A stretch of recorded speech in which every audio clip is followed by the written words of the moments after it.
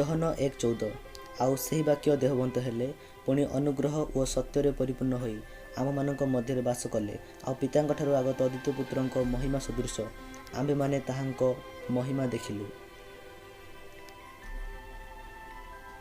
ଆଜି ଆମେ ଟପ୍ 5 ପ୍ରଶ୍ନ ଏବଂ ଉତ୍ତର ବିଷୟରେ ଆଲୋଚନା କରିବା। ପ୍ରଶ୍ନର ଉତ୍ତର ଆପଣମାନେ 10 ସେକେଣ୍ଡ ମଧ୍ୟରେ ଦେବା ପାଇଁ ଚେଷ୍ଟା କରନ୍ତୁ। ଧନ୍ୟବାଦ।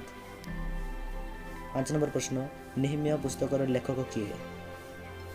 Option A Nehemiah, option B Zechariah, option C Ezekiel, option D Daniel.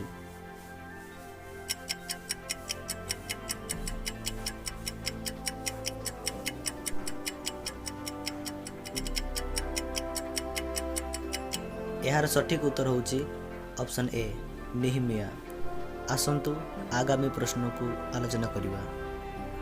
4 number ପ୍ରଶ୍ନ, ଫିଲିପିୟ ମଣ୍ଡଳୀ କିଏ ପତ୍ର ଲେଖିଛନ୍ତି? Option A Jacob, option B Paul, option C Timothy, option D John.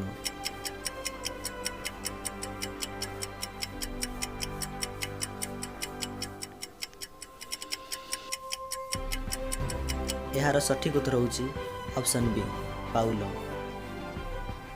ଆସନ୍ତୁ ଆଗାମୀ ପ୍ରଶ୍ନ ଦେଖିବା। 3 ନମ୍ବର ପ୍ରଶ୍ନ, ଏଷ୍ଟର ବିବରଣୀର ପୁସ୍ତକର ଲେଖକ କିଏ? Option A Daniel, option B Samuel, option C Mordecai, option D ଜିରିମିୟ।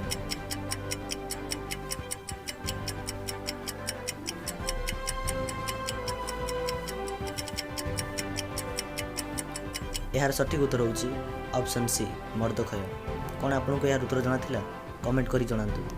ଆଗାମୀ ପ୍ରଶ୍ନ 2 ନମ୍ବର ପ୍ରଶ୍ନ, ଆଇବ ପୁସ୍ତକର ଲେଖକ କିଏ? ଅପସନ୍ ଏ ମୋସା, ଅପସନ୍ ବି ଆଇବ, option C Dawood, option D Saul.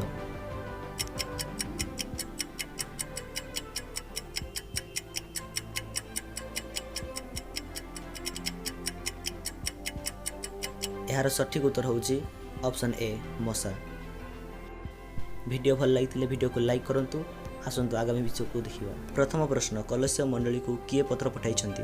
Option A Luke, option B Matthew, option C ଯାକୁବ, ଅପସନ୍ ଡି ପାଉଲ।